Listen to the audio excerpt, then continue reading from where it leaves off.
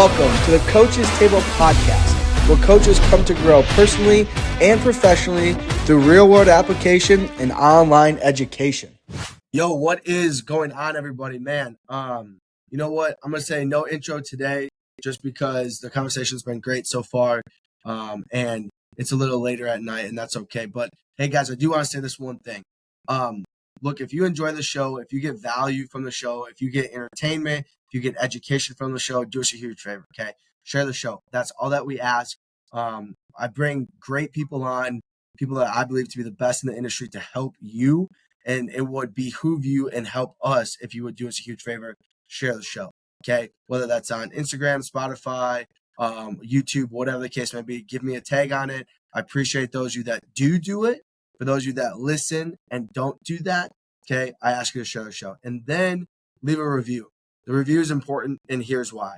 It tells other coaches, people, athletes, whoever, that this show is important and it's worth your time of listening. So do us a huge favor, share the show, leave a review. You can leave a review on Spotify. It takes about 10 seconds, and on YouTube as well. So with that and with any further ado, my friend, good friend that we've had great conversation today and other days, Mr. Jake Allen, what's going on? Oh, man, glad to be on the show, man. We talked about this for a few months now. I'm finally glad it came to fruition. But, no, man, everything's good. Just enjoying the off season. Got a little bit of off time now. Got a few more weeks leading up to Thanksgiving. And then after that, we got a dead period all the way through the New Year. So I'll have about 5 or 6 weeks paid vacation, which for a S&C coach is absolutely unheard of. So I'm definitely looking forward to that. That's going to be maybe a once in a lifetime thing. So yeah, that's kind of where I'm at right now. Just got 2 more weeks. I go back on Sunday. Got work on Monday. Work with the rehab guys down in Florida. So see the light at the end of the tunnel, baby.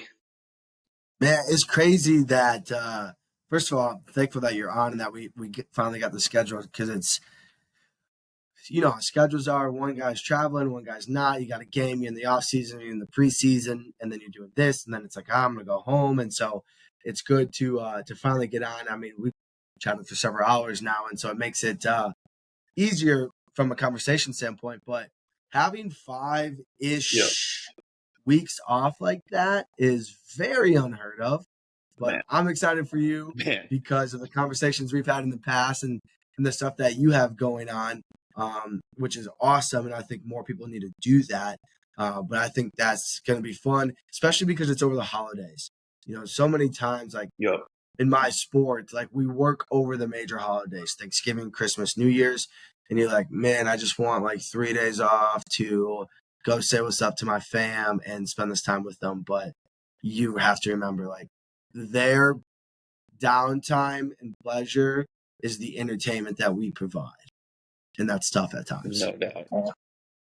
The coolest thing, so obviously, so I'm coaching baseball now. I've been coaching baseball for the past 4 years, but the first 4 or 5 years of my career was basketball, obviously, as you know. And the coolest thing that I'd had with basketball, like for holidays wise, was when I was at Texas, we were actually in the Vegas tournament. So my brother and my sister flew to Vegas, met me, and we got to spend Thanksgiving out in Vegas together. So that was quite the Thanksgiving. And I think it was Thanksgiving of 2019. One for the books, baby. That's dope. That's awesome. Yeah. I'm excited. We do go to Vegas this year, and I've been to Vegas twice. Do you? We play UNLV, or you got a tournament out there, or what? No, we got a tournament out there. It's like a 4 or 5 day trip, so it's going to be. But in Vegas, that's too long. I got you. You know, you don't want to be there for 5 days. You want to be there for like 3 days. Way too long. Leave. It's too long. But after that second night, you got to get home, man. You got to get out of there. Oof. And so I went to the first 2 times I went to Vegas. Well, 48 hours. Tapping out. Yeah. On that 72-hour clock, you're like, all right, I need to hit my flight because. But the first time that we were there, I was in college. Man, it was so much fun, but we went too long. The first time I was there, I think we went 4 nights, 5 days. It was way too long. Second time, it was same group of guys. We went twice. We went back-to-back years. And then it was like 3 nights, 4 days. Then you flew out on the fourth day. But it was like, man, I don't want to look at anything. I'm going home and that's it. Like, you just feel bad about yourself the entire time. But Blackout curtain, cut 'em and see you in a fellas. Yeah, facts. You're like, man, how much money did I gamble? Like, but hey, man, tell everybody for those that don't know you, tell everybody for those that don't know you, which would be insane that people if they don't know you because you have a very solid social media following. But give them a quick rundown of, where you're at and how you got there and kind of everything in between. Yeah, so a little bit about me. So grew up St. Louis, Missouri. Went to the University of Missouri for my undergrad. So go Tigers. When I was there, my senior year, I reached out and I got my first internship with the basketball program under Nicodemus Christopher. If those of you who don't know him, top 5 human being I've ever met in my life. The dude has had such an enormous impact on my life. Just a genuine, unbelievable human being, and just a blessing in my life. After that, I went down to University of Texas, moved to Austin for a year, started with the Olympic sports, spent a summer working with them as a graduate intern, primarily working with soccer, swim and dive, a little bit of track and field, some rowing, kind of just, all the Olympic sports for that summer before I transitioned over to the men's basketball program where I was a volunteer assistant under Daniel Roos for about, I think about 5 months. So I spent a total of about 9 or 10 months in Austin at UT. And then I had the pleasure of going to Houston, where I was the assistant under Alan Bishop with the men's basketball program there for 2 years. And then I transitioned over and took over the head job with the baseball team at Houston. So I did that for about a year and a half. And I just now finished up my second season with the New York Mets as their minor league affiliate strength coach, and also with the rehab. So during the season, the last 2 years, I've been with the low A affiliate in Port St. Lucie, Florida. So St. Lucie Mets. And then in the off season, I help cover with the rehab reconditioning group from anybody from the New York 40-man roster all the way down to low A or the complex level. So it's been a very cool experience, very different. Baseball to basketball, and obviously pro baseball to college baseball, just so many different experiences. It's been very, very neat, very cool.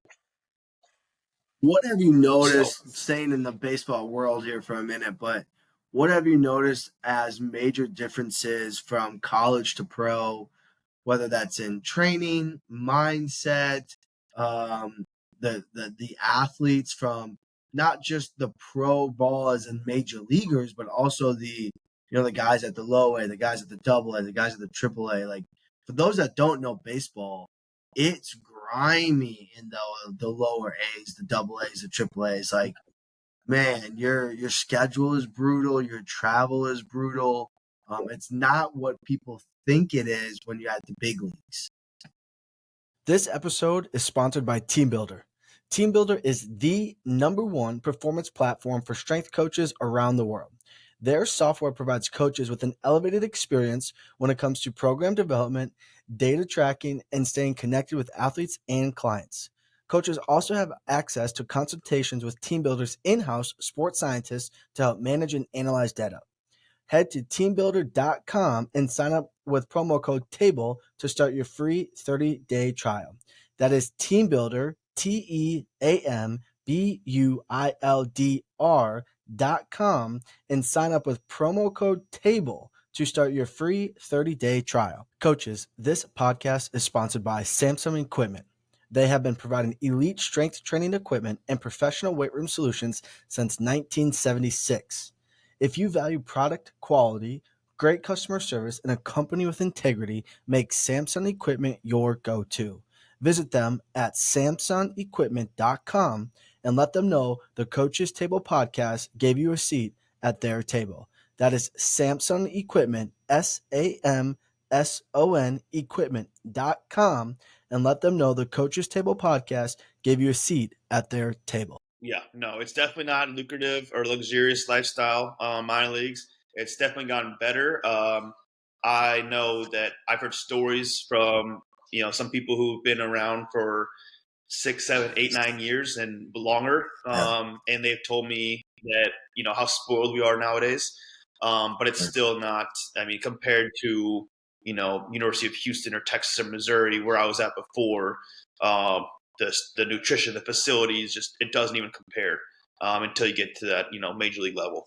Now I'm very fortunate. The Mets do take care of us pretty well, so I'm not complaining about that. But it just got to put it into perspective. It's those elite college programs.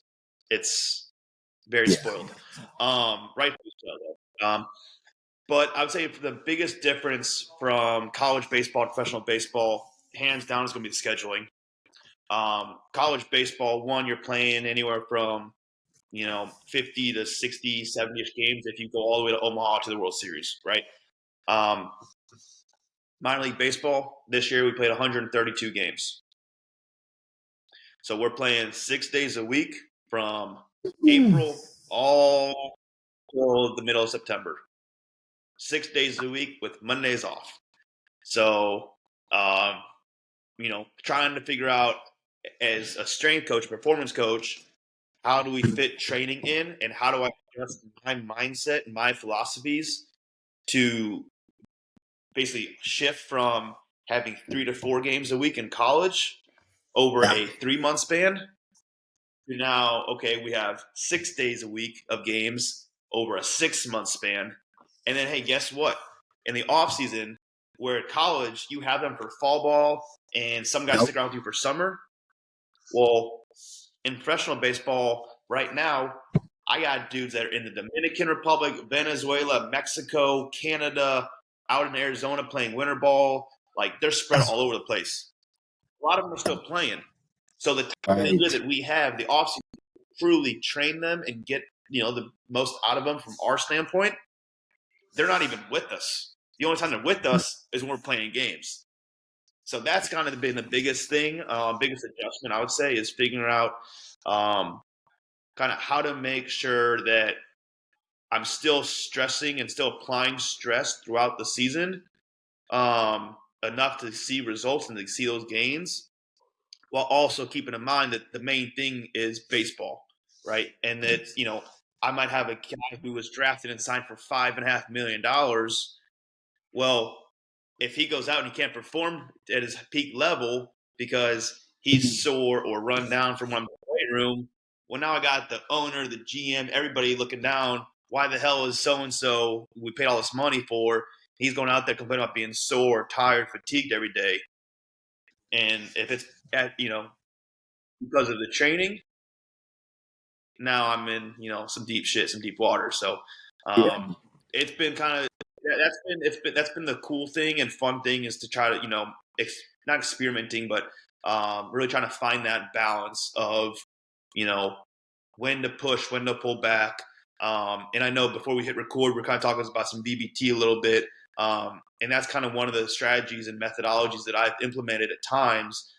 Is more for the auto-regulatory purposes, is that way I can make sure that, whatever the trait is, the desired training effect is for that day, I know that if I put the VBT, the gym wear on the bar, okay, well, now I know that I'm going to, achieve that exact stimulus.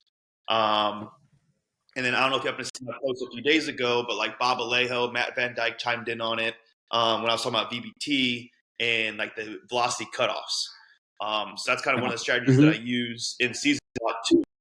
I might say, hey, we're training, I want to train up to let's say 0.75 meters per second today. We got triples on trap bar. Yeah. Okay. Well, how many sets, coach? Hey, I'm not prescribing amount of sets. Your sets stop when you drop below 10%. So if we're at 0.75, your cutoff, you're doing triples with a 2 to 3 minute rest between, until you fall below whatever 10% would that be. So like 0.67 or something like that, 0.68. Yeah. Yeah. Right. So that's kind of one of the things that I've used, found to be very helpful with monitoring that and keeping the fatigue in check. As well as our sports science. We have a phenomenal sports science department here with the Mets. Jackson Bartoli is our coordinator of sports science. Phenomenal job. Dude's a maniac.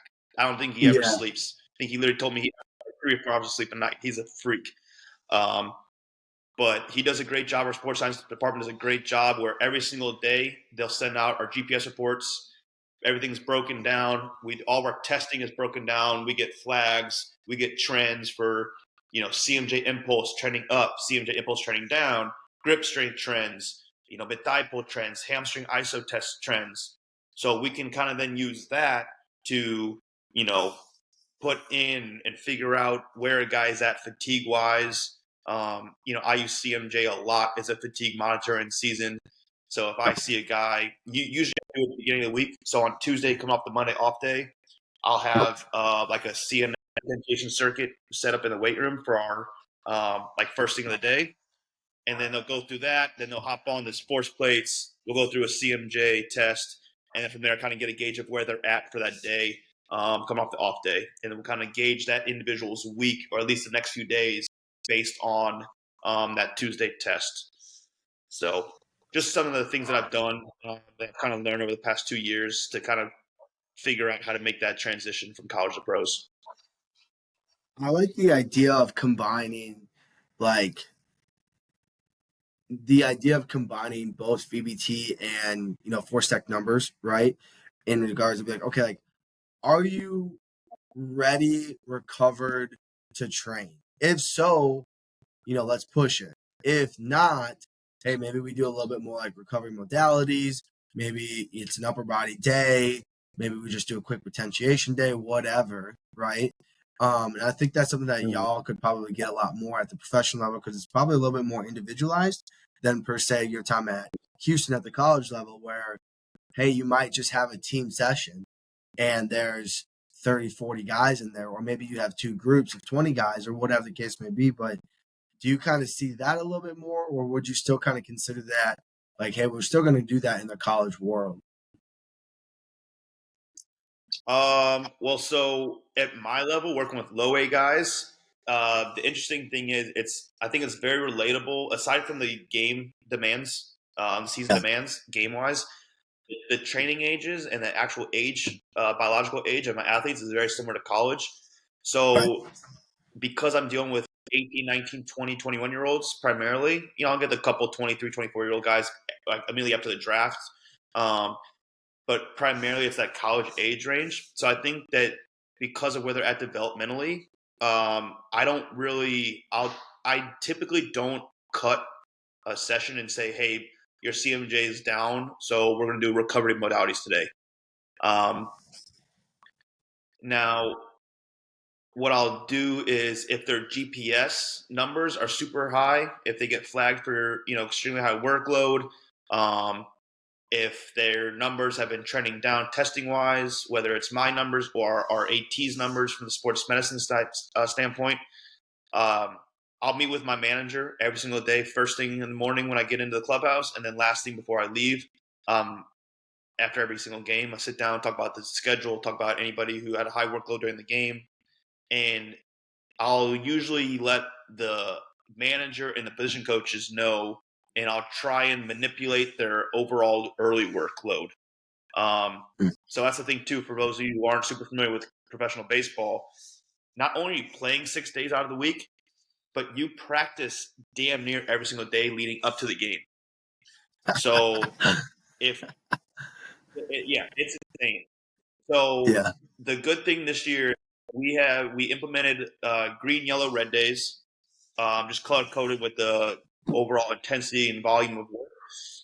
Yep. And so I would correlate training days with position players, at least, with their ideally with the red days. If it couldn't be with the red day, then I'll go for the yellow day, the moderate day. So we're trying to consolidate as much stress into one day as possible. So with that being said, typically we'll try and manipulate the actual amount of early work that they're doing. And then I'll modify the session in the gym a little bit. But yeah, rarely, if ever, because of the demographic that I'm working with right now, will I completely bang a session Sure. unless something is ridiculous. Maybe I might shift it a day. Um, but yeah, that's kind of where I'm at now. From a college standpoint, I think it's just going to come down to from a college baseball. At least from my experience at Houston, we were in season. The manager that I was working under, he was very adamant on Monday lifts because that was the off day coming off the weekend series, and then a Thursday Okay. lift. So I didn't really have the luxury necessarily to shift a Sure. lift um, Sure. in season for position players. Now pitchers, obviously, I'm not talking about them. They're on a completely individualized schedule, especially Yep. starters. Um, and I'm sure there's other clubs, other college programs that are out there that maybe follow a different script, follow a different lifting schedule. So if that's the case, and they have the luxury of kind of doing what I was talking about earlier doing, where you can Yep. modify stuff throughout the week, then yeah, I think it's a great way to go about it. Yeah, I think that's it's difficult when in that instance of like you only get you have these 2 days. It's hard to be like, well, that's okay. Like we can adjust things. It's kind of like, man, we're still already trying to fit 20 pounds worth of stuff in this 5 pound wet sack on these 2 days, which you're like, oh, we're just gonna do it. Like we have to do this because we haven't hit this yet, or we need a sprint because we haven't sprinted, or like all these things, and you're just kind of, I don't want to say forcing things a little bit. I don't mean it in like a negative manner, but you're like, these are the 2 days we got. We're gonna make the best of them, right? Like we're gonna come in, we're gonna train, and we're gonna train. Whereas now a little bit, you can be like, hey, we can make adjustments, and we're gonna make it up here. So with your pro guys or your minor league guys, because you play so frequently, what I think people are surprised by this, but like, what type of approach do y'all take? Is it more of like a microdose approach? Because if it's like we don't want to be too sore, but we still need to get these adaptations, and we still need a sprint, we still should probably throw some med balls, and we should still probably lift. Like, how does that look? Is it, hey, we're training an hour and a half? Is it more so like 30 minutes, come in, hit the good stuff, and then leave because I know you come back tomorrow? What does that kind of look like for y'all? Yeah, so for my position players, the good thing is that my manager this previous season is all about performance and loves what we do from a S&C standpoint. So he's completely bought into everything that I want to do. So I would actually have my hands on my guys multiple times throughout the day, outside of the weight room. So that allowed me to do multiple different things throughout the day, and I could train so many different things outside of just a 30 or 40-minute block that I have in the weight room. So yeah, I would say most of the in-season lifts for my position players were in that 30 to 40-minute range. Um, I don't like to add in a bunch of fluff. It's you come in, you hit the meat and potatoes. You hit a heavy strength or power stimulus wherever we're at phase wise.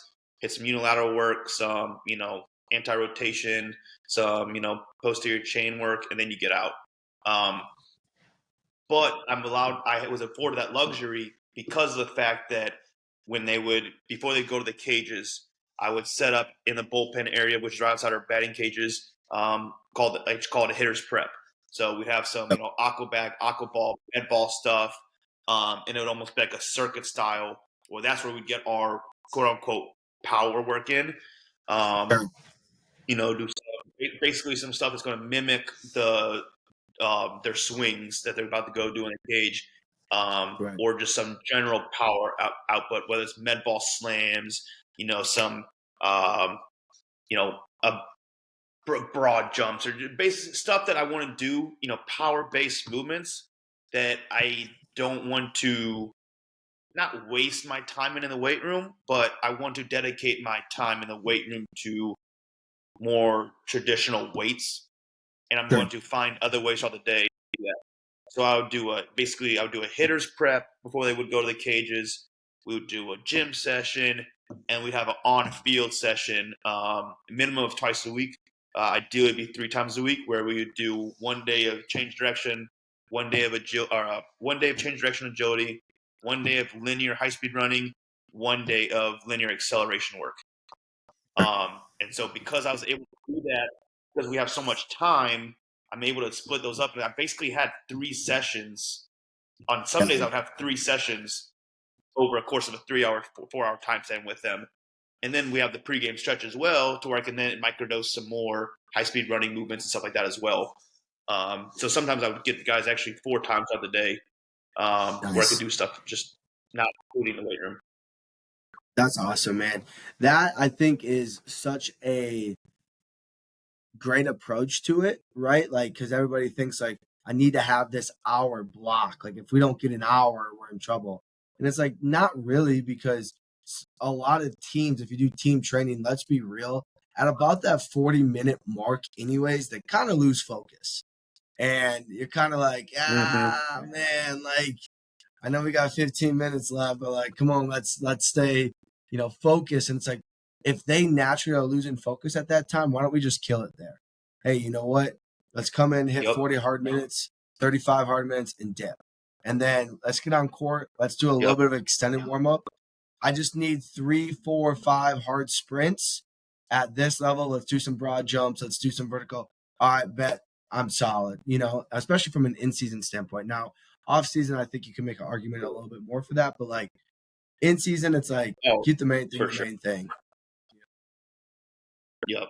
No doubt. And especially down here in South Florida. So we're, it's June, July. It's 105 degrees out, 100% humidity. Like, these dudes, especially you get a guy who's in a slump, or, might be that's the other thing too, is with professional sports. Now there's stress obviously on these guys in college too, but at the end of the day, this is their career.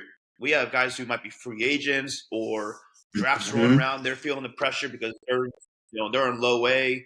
They might be, struggling.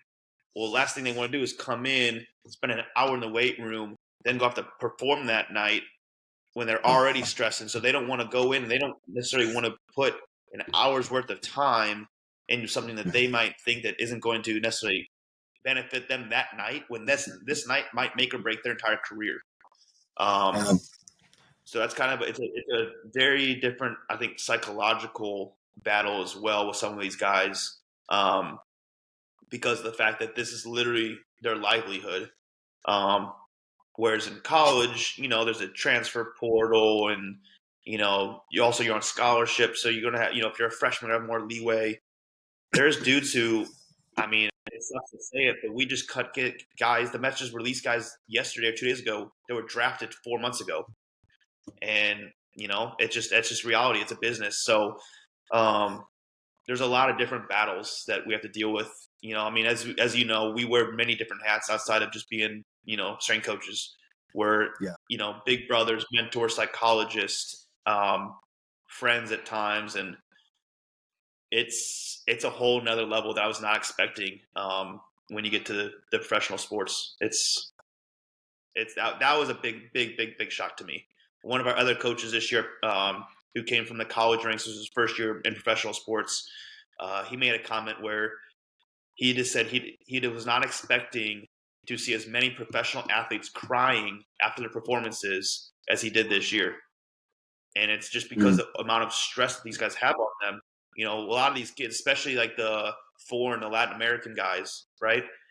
They, not all, but a lot of them come from very impoverished areas.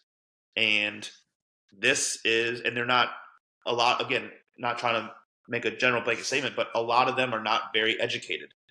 So when it's all said and done, if they don't make it in baseball, unfortunately, they don't have a lot of other things to fall back on.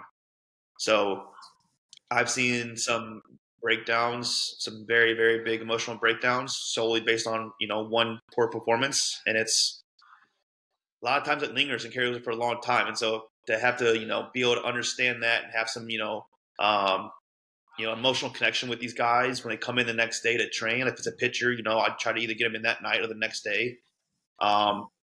But sometimes you just got to pull them aside and just kind of be that, that psychiatrist, that psychologist, that big brother, that mentor type. Whereas in college, we are to an extent, but at the same time, at the end of the day, at least from my experience, I felt like I was expected to be more of the, hardo, get on them, don't let them stop type of guy. Like we got to grind, grind, grind. Here it's much different. So Yeah. That and like at your level too, I think a factor is maybe more so in baseball than really many other sports, probably football too. But like what people also forget is like age is a factor, and so like if you're a 27, 28-year-old and you're still in double A, they're kind of looking at you like, hey man, you're probably not gonna be here much longer. If you haven't been at triple A, you know what I'm saying? It's like maybe, but it's, a young man's game, right? Like you start getting into your late 20s, early 30s, and you're not on, the big leagues yet. You start to ask yourself, like, what's going on here? What am I doing? Because, like you said, a lot of them don't have that much to fall back on, whether they're from other countries or not, right? Like, and you're traveling around and you're not making that much money. It's not like they have a ton of money in the bank and, they've dedicated 7, 8, 9, 10, 15 years to this to be like, hey, man, it's just not going to happen. They almost feel like they might have wasted some time. Yeah. Yeah. It's the unfortunate reality of it. I mean, at the end of the day, it's a business. So if you're not going to provide value, in some way, yeah, your time is very limited. It just is what it is. And so, yeah, like you said, if you're up there, the mid upper 20s, and you haven't cracked double A, it's it's stressful. Like I've never, my only experience has been coaching low A in season. Obviously, I've worked with guys at every level in the off season and spring training and whatnot. But from the other strength coaches I've heard, it's those double A, triple A jobs are very, very stressful because you're dealing with a lot of those personalities, a lot of those, salty, stressed, nervous, anxious individuals who know that, their time is coming to an end if they don't do something very, very, very quickly. And that, from what I've heard too, makes the S&C, the performance coach's job, very hard. Because then those older guys, those very hard-headed older guys, my 28, 29-year-old, who maybe has a little bit of service time, but maybe got sent back down, they don't want they want their bodies to feel 100% at all times when they go out on the field, whether it's on the mound or in the box or whatever, because they know that, one, they might get called up that day and have to be in the lineup that night in New York City. And if they're even the slightest bit sore, then they're just gonna have nothing but bad things and bad thoughts about the weight room, that S&C coach, and all that, because this is the one shot they might have. So it's it's a very, very interesting game here that I'm playing in. So it's I was not. Now, I grew up a baseball guy. Love baseball. Grew up playing my whole life, but obviously never played professional baseball. And so just seeing all this and being a part of it, it's just completely mind-blowing, some of the things that I've seen and experienced. Just like never would have imagined, never would have thought about it. Different than what you expected. For sure. More from the actual ins and outs of how things, like the operational side of it and the business side of it. It's like, just one, I didn't realize how big these organizations really are. Like we have, don't quote me on this, but it definitely. Oh, we're gonna quote you. 200. We're gonna quote you on this. Yeah. It's gonna be like 200 something players, right? Like it's insane from the major league team all the way down to our DR Academy, right? So we have there's major league team, triple A, double A, high A, low A, complex, then the DR Academy with 2 teams. So there's 8 teams, all within one organization. So there's a lot of guys. Obviously, a lot of money invested in these guys, and yeah, man, just a lot goes into it. So it's we got it. That's why we got to make sure we got all of our I's dotted, T's crossed. We're on our P's and Q's at all times, because I might be, like I said earlier, I might be dealing with a guy who's, making got signed for $5 or $7 million, or I might have, Jake DeGrom came down twice with me last year on rehab assignments. So obviously, we know Jake DeGrom, one of the greatest pitchers of all time, making crazy amounts of money, future Hall of Famer. I can't. I got to make sure I'm on my. Everything's all lined up, because when I call the major league staff and that night to give them a report about the day, like, they need to know exactly what happened, exactly what I did with them, this, that, and the other. And it's just, it's everything is so distant but close and interconnected at the same time. It's wild. Yeah, that's crazy. So switching gears Yeah. here, man. For those that don't know you, like, you're jacked yourself, man. How long you been training for? Man,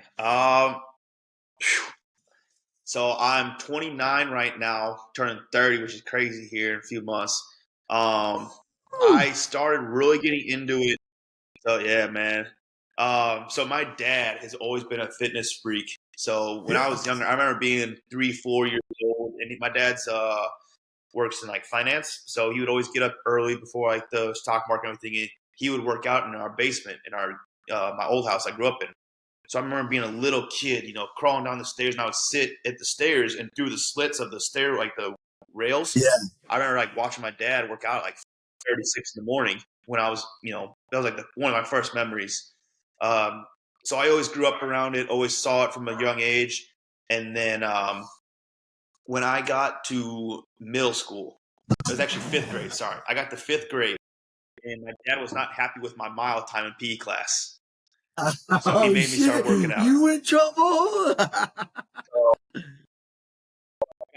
I got punished by making me work out, but I was also one of the first kids to hit puberty in probably my entire state.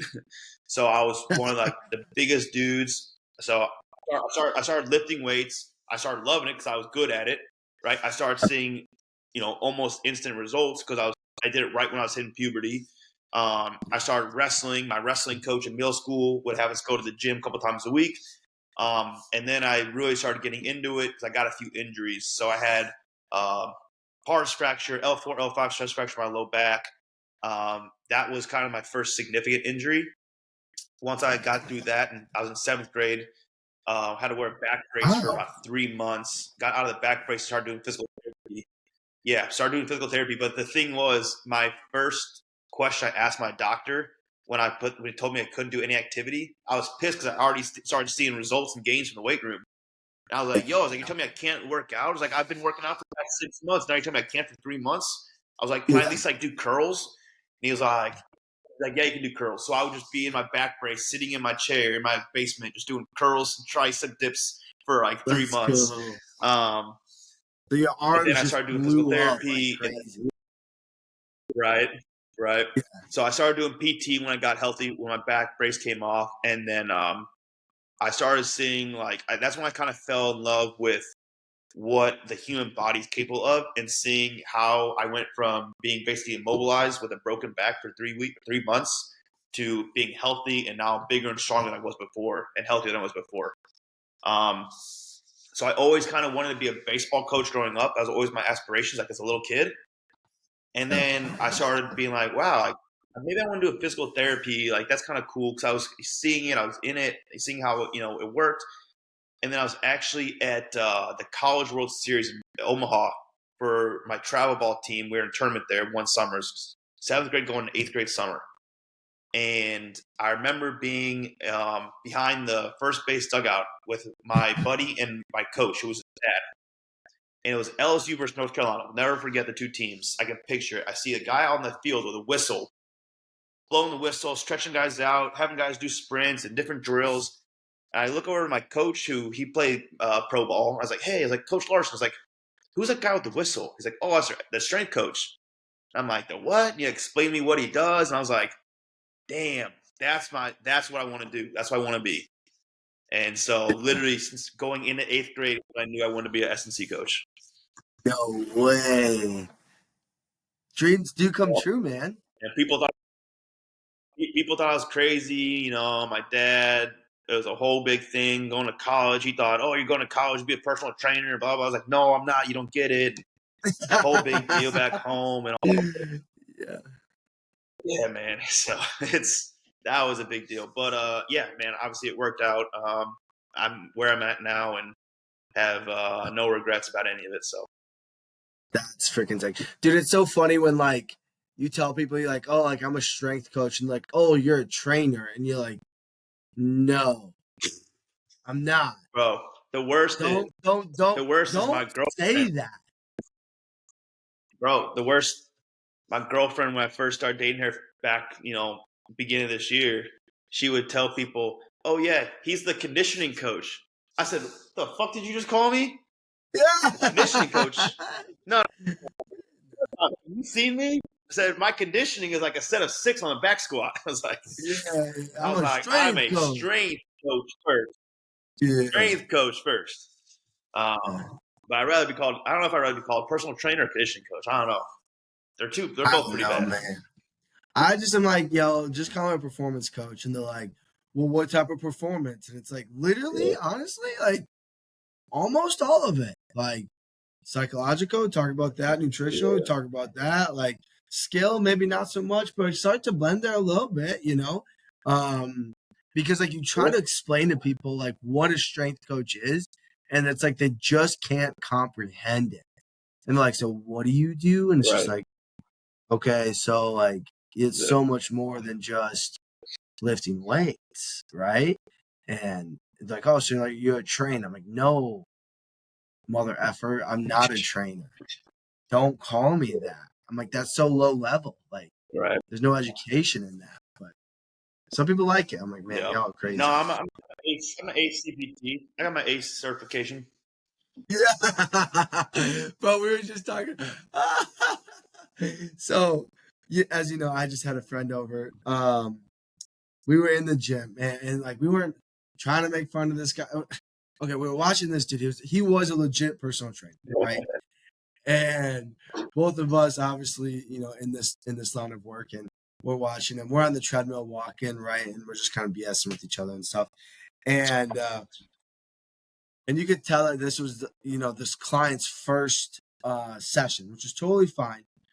And we're just watching. We're like, I wonder what assessment he's doing right now. And we're like, if you're not assessing, you're guessing. So you can't you can't be guessing, And it was just so interesting to watch. In a regular gym, we were just in a regular gym, right? And we weren't making fun of the guy. The guy did a good job. Like, I'll be honest, the guy did a good job. He looked like he knew his stuff. He was fit, all that stuff.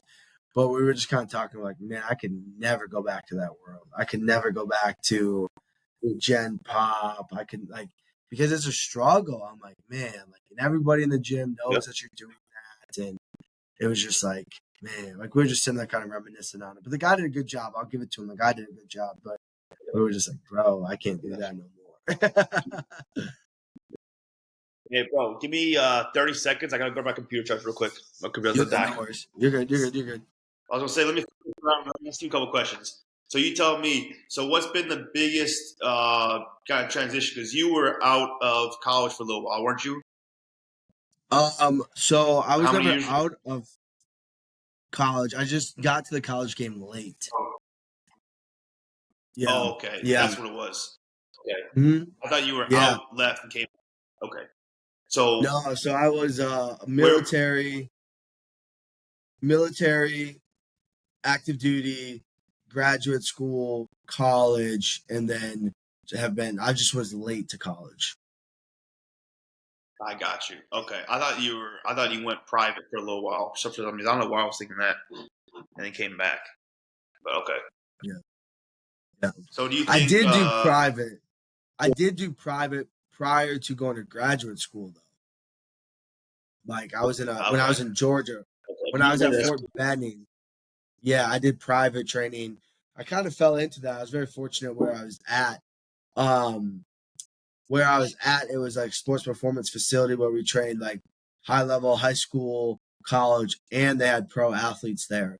And so like I met like 10, 12 NFL guys, a bunch of baseball guys, and then a bunch of like going to be college guys and then some college guys and stuff. So there's probably about 6 guys in the NFL that I know that I trained while I was there. So, yeah, man. Okay. Okay. Well, I was going to ask you what, because I thought you were split up with military time. So I was going to ask you, but I guess the question still applies. What, Sure. what has your service time in the military taught you, or how has that made you a better coach, or what have you taken from that to apply to your athletes? Yeah. Oh, good. I might go on a tangent on this one, but the thing that I've learned the most is more on the leadership side than like the actual like training side. Well, actually both. Okay, so like on the leadership side of the house, like the thing that I really take from my time active duty was like I was young. I cared more about being liked than I did about being an actual like leader. And I see this now, especially with like interns or guys that go undergraduate, grad school, and then they want to be an S&C coach. And I'm like, that's cool, but like you have no life experience to draw. Like, how are you going to lead this group of men, of women, or these groups or these teams when like you have no life experience to draw on? And at that point in time, now when you get older, I think you have more to draw on, obviously. But like if you're 22, 23, like, I mean, you don't know shit from fuck, right? And so like now you're supposed to be the one leading these individuals that are literally your same age and they know you just freaking graduated and you don't want to have that like it's hard to have that separation of like, yo, we were just drinking some brews the other night together, but like I'm your coach right now. Like that separation is hard for a lot of people.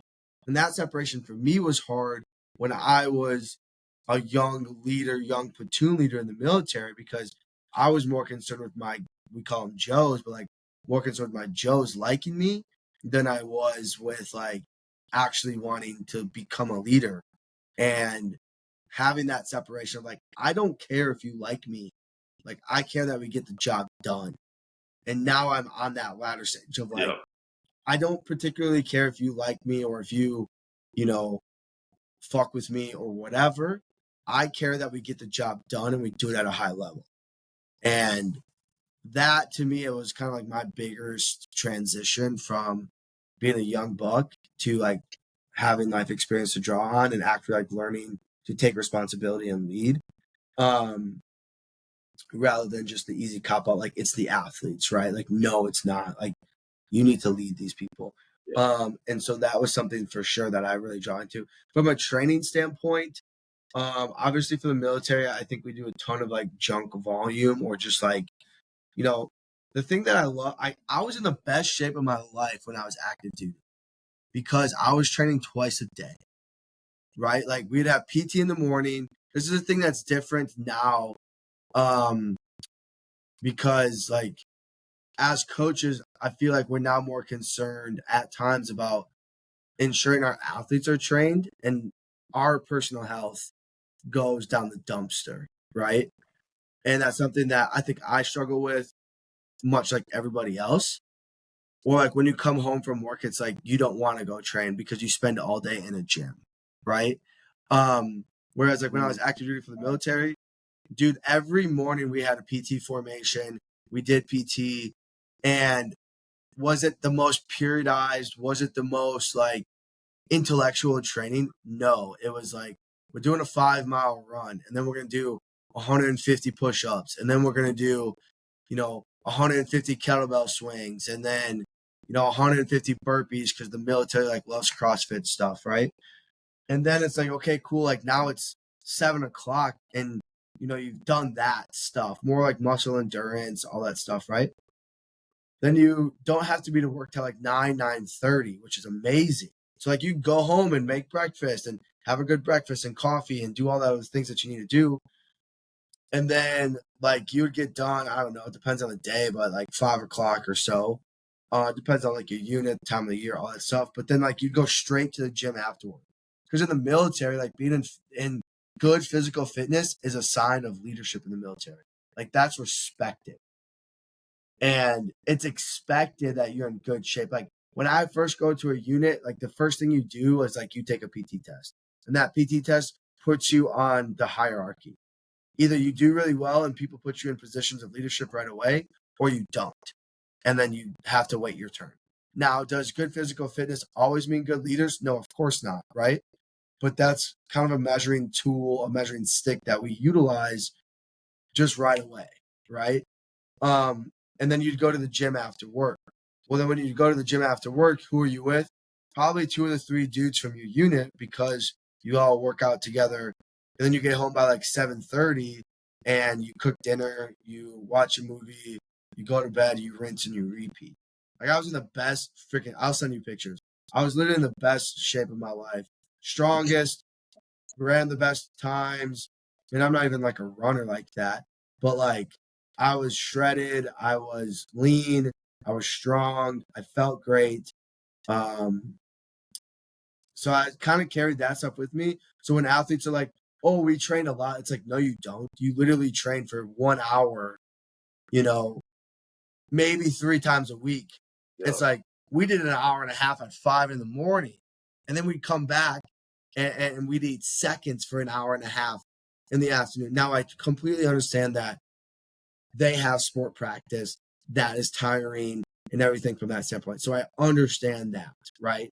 And that would be like their cardiovascular work and all that other stuff. But I would say those 2 things are like the big things that really stick out to me my time being a leader in the military. And then logistics, understanding concurrent operations.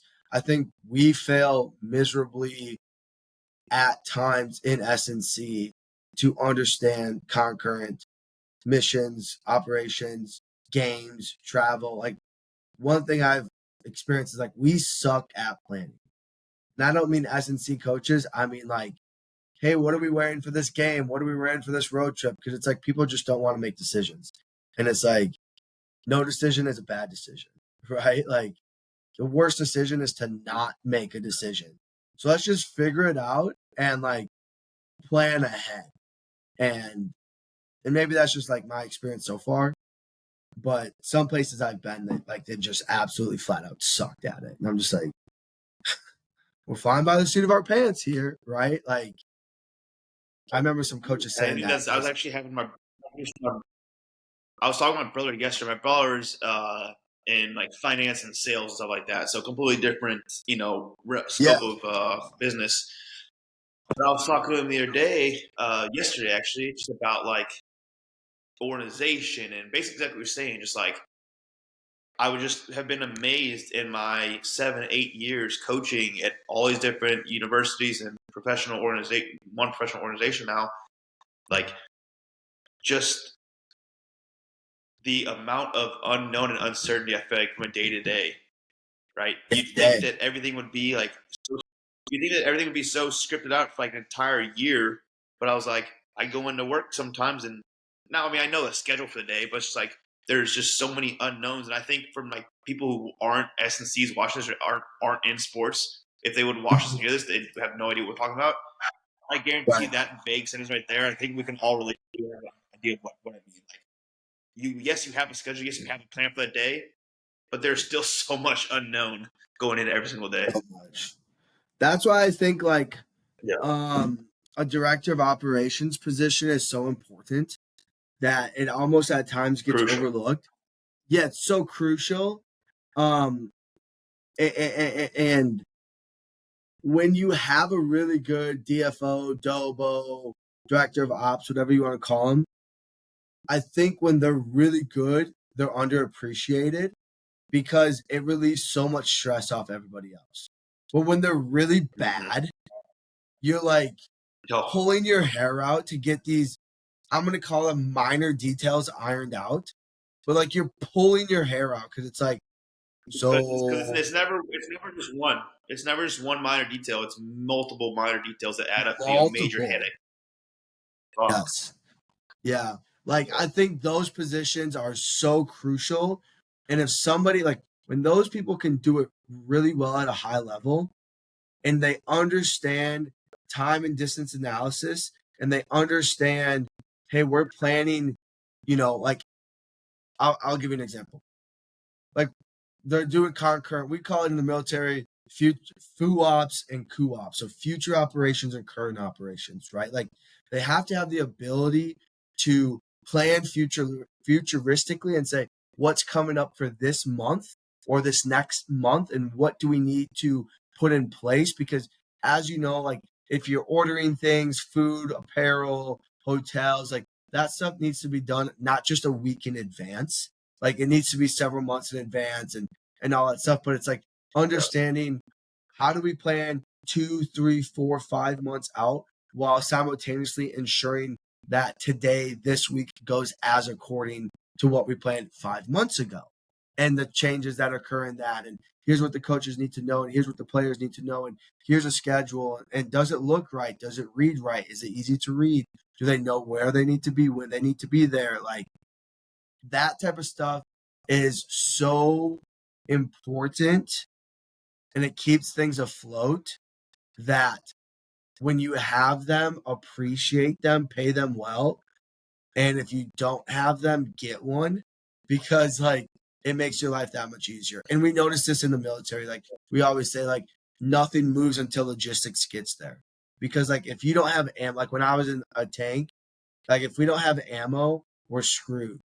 But if we don't have the logistics to bring the ammo, we're even more screwed, right? Like because it's like now we're waiting how long? Now we're sitting doing all this stuff. Or if we run out of fuel, we run out of food, we run out of water. So it's planning and forecasting. And I also think it takes a seasoned person to be in that Dobo position or that DFO position or whatever, because like they got to know what it looks like in order to be thinking ahead.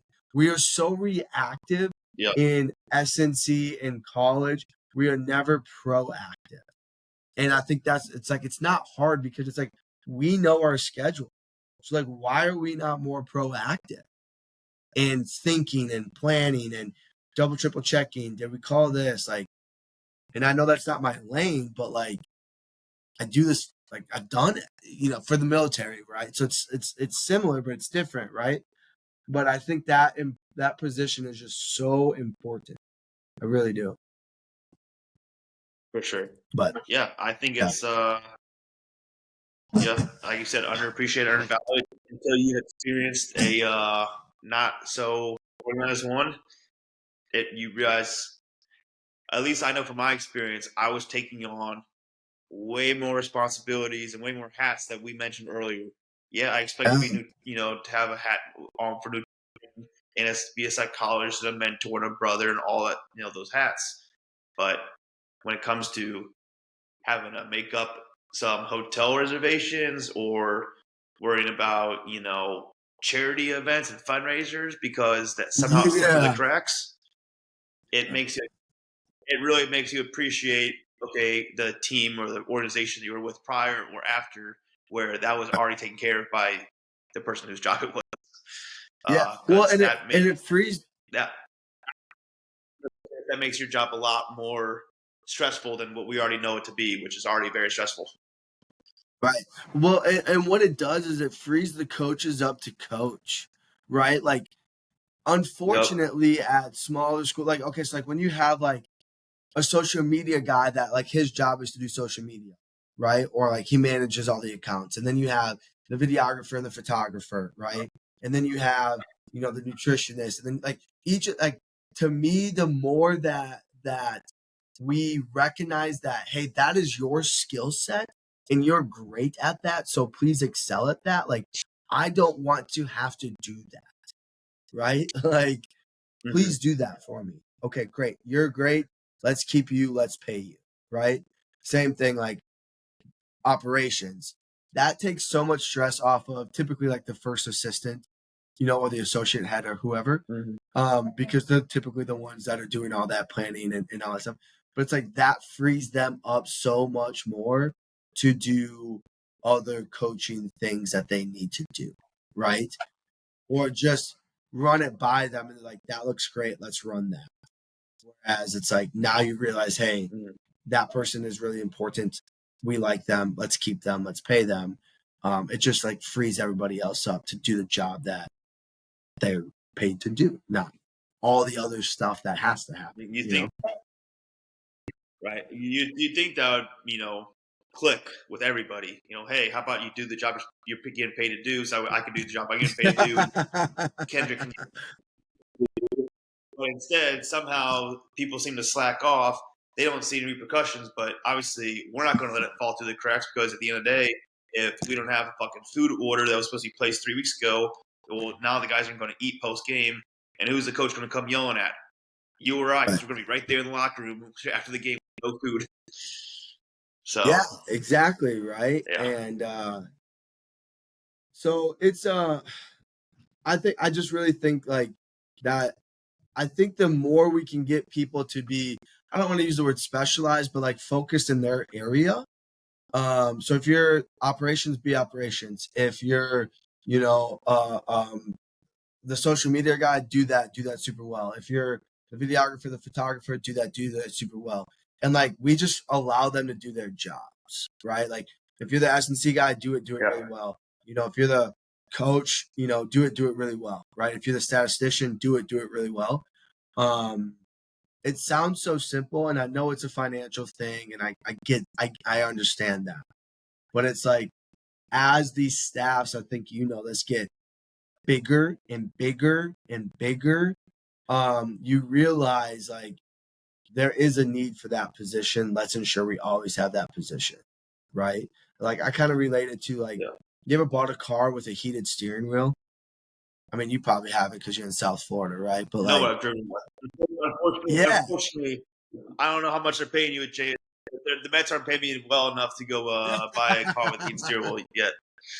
but the point that I'm making is this. So like, Nice little humble brag there. yeah, Knock me well, down a notch. no, trust me, I don't have it anymore. I promise. Okay, but like years ago, I bought a vehicle, and I grew up in Minnesota, and so like the winters get cold, and the thing that's the worst is like you go out, you start your vehicle, and then you're getting ready to go, and you put your hand on the steering wheel, and it's cold, and you're like, motherfucker. And so, anyways, so then I finally bought a vehicle with a heated steering wheel, and as soon and like this is I'm making a point here, but as soon as I bought a vehicle with a heated steering wheel, I was like, I will never not buy a vehicle without it, right? Because it's a luxury that you once thought you didn't need, but now that you have it, you're like, I always need this, right?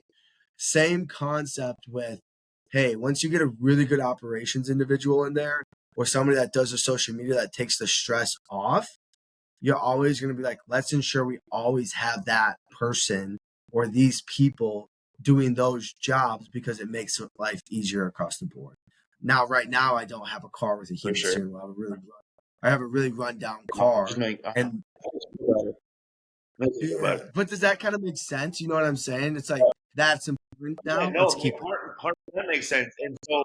And so I believe this was a Conzo Martin, Coach Martin thing. He was the head basketball coach at Mizzou when I was there for that first internship. He would say, if I hire you, I'm hiring you to be an expert at your job. So I know there's a lot of teams, a lot of places around the country, around the world, I'm sure, where S&C coach might be expected to be on the court, feeding rebounds back to the guys just because they're understaffed or might be someone else being busy. But Coach Martin, his expectation is, wait, I hired someone. Well, that's their responsibility.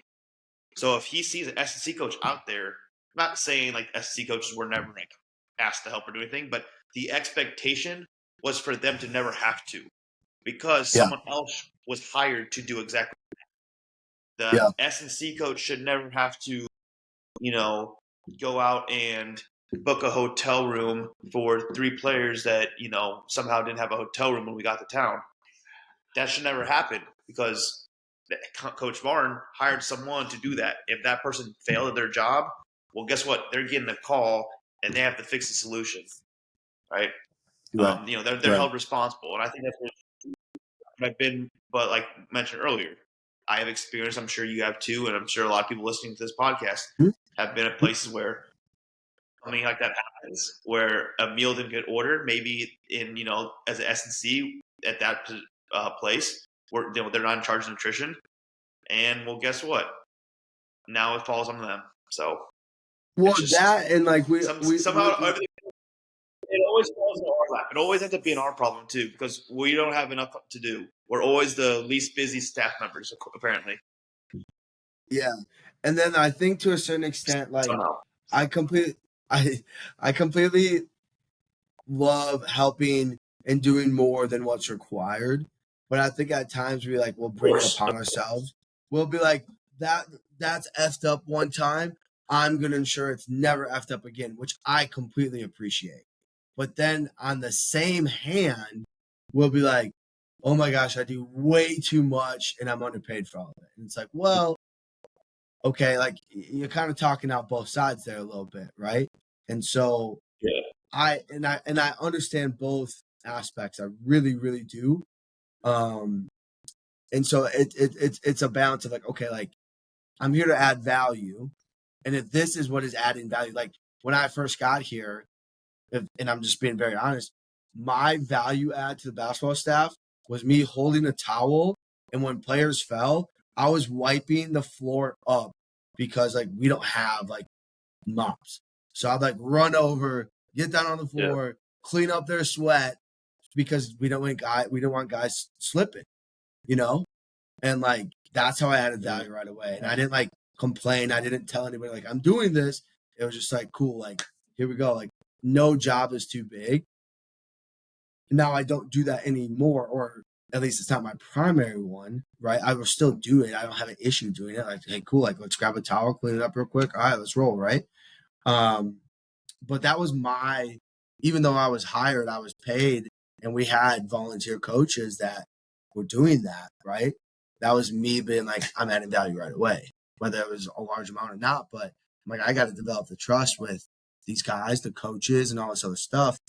And so I was like, yeah, I'll get down on the floor and clean this stuff up. Like, you know? For sure. Yeah, no, I mean, that's a great point. Find value where you can. But yeah, I think what I was kind of going with it was if someone, like, let's say there was a towel guy, someone like a manager who that was the expectation for them to do that, and they're slacking, they're not doing it, that's when it just like, rubs me the wrong way. Okay, well, now I pick up this dude's slack when it's his sole job for this time. I could be doing something else, or I'm actually getting paid on my contract to be doing. But now I'm picking up this fucking student manager for this, this assistant or volunteer, whoever, whatever. Like, if you got a job, could be doing. And I hate lazy people. Hate people who just get by with the bare minimum. Because that's like what you said a few minutes ago. At some point, if someone doesn't do a good job, we see that. We know we can do a better job, have a better outcome, better impact on our guys at the end of the day. Well, then I'm the same way. I want to do it because I want to do it to make sure it's done to the best ability. Now I'm adding more work to my plate, but it's a catch-22 because then it's like, okay, are we going to complain or are we going to just fucking do it because we want it to be done the right way? Yeah, are we solution-oriented? I don't know, man. I completely understand your point. Like, I understand your point. I understand, like, what you're saying about the coach. Like, if I hired you to do this and I expect you to do this, and, like, that's the deal we made, right? Like, so do your job. Do your job, right? Do your fucking job. It's not that hard. It's not that hard. You to do something. Fucking like, fuck. Yeah. But and so, like, yeah, I mean, I completely understand that. And I'm the same way. It's like, that's your job, homie. Like, what do you want me to do? You know? But Jake, so hey man, where can people find you online? My two main social media platforms are going to be Instagram and Twitter. Instagram is Coach J Allen, JAL. I think it's JAALLEN or JALLEN. Can't remember. I always get confused on that, but I do know my Twitter is Coach Jake Allen. So you can find me on both those. Instagram, Coach Allen, and Twitter's Coach Jake Allen. So that's going to be the two biggest places. I do have a YouTube channel. I'm working on getting that up and running a little bit more. and then hopefully have a website here coming up in a few weeks. That's kind of the Let's goal once we get go. done with. That's kind of the goal. Once I get done with these next couple weeks and kind of have a dead period, I want to get a website going. We're just going to have kind of like more in-depth like blog posts building off my kind of what I'm posting on social media. And as I'm sure you've seen, I think we talked about it, I'm really kind of getting into remote coaching lately. Yep. So it's going to be kind of a resource for kind of my athletes to utilize with some more educational content, some more like videos of me just kind of, going through different, ideas and things that we can do, whether it's for lifestyle, stress management, sleep, recovery, nutrition. Like I want to be a little bit more than just, training in S&C. I want to be kind of more like a holistic, like health and wellness resource for, yes, high level athletes, yes, other coaches, but really for people just in all kind of walks of life looking to feel better, and kind of be the best version of themselves. So that's coming soon. We'll let you know when that's ready to launch. Love that, man. And for those that are listening, I would highly advise you to do the remote coaching with Jake. And if you don't follow him, I think you're making a big mistake. And if you want to get stronger, better, leaner, more conditioned, because you are a conditioning coach, right? but like if you It's part of the name. It's there somewhere, right? Like, but I don't know where, but but I would advise people seriously, and I mean this in the most literal sense, like go work with him, do the remote stuff, support him, not just to support him, but to help yourself too. And I think that's really important that coaches support coaches that, people that actually want to get better, because they are working with a professional S&C coach. Like you're working with the best in the biz, right? And, you're definitely up there as the best in the biz. And so for the people that are listening, like take this stuff seriously, because it's not an everyday thing where you get to work with people that are, at the pinnacle of their career, at the pinnacle of, the field, that are working with these players on an everyday basis, that can articulate these very large, broad depth concepts into easy to understand principles to help you get better, and that are able to take all these variables into consideration to help you be better. And I think that's what really separates a lot of us is, hey, been there, done that. I can think about 18 of these things. Let's do this. Cool. Let's run that. And I think that's awesome. Appreciate that, man. It was a blast being on here. Always good time talking with you. I guess enjoy your little. I don't know if you want to show the crowd, show the audience your little 5-star. You're in the Four Seasons right now, right? 4 Seasons of Georgia. Yeah. Mississippi right now. Or is it the? Yeah. We can okay, yeah, Four Seasons, Mississippi. My fault. Yeah. Look at this. So we got like the 80s. Like this is it right here. Like that's it, man. So with his heating steering wheel. Yeah. With his you heating can see the steering light, wheel, he kind wastes of all like how money bad on. it is. Yeah. Nice.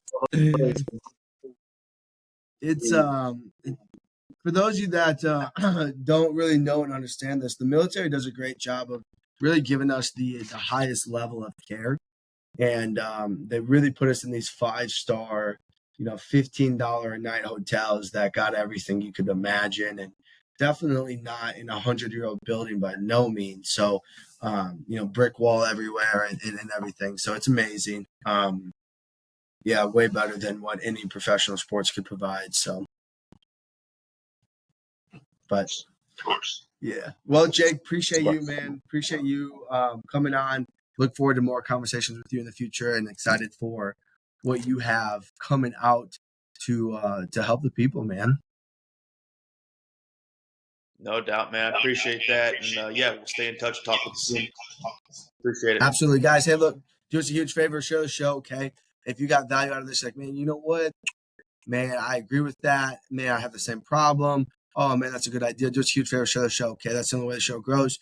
Would completely appreciate it if you left a review, and then hit the follow and subscribe button on YouTube. So that's the best way to do that. Look forward to hearing back from y'all.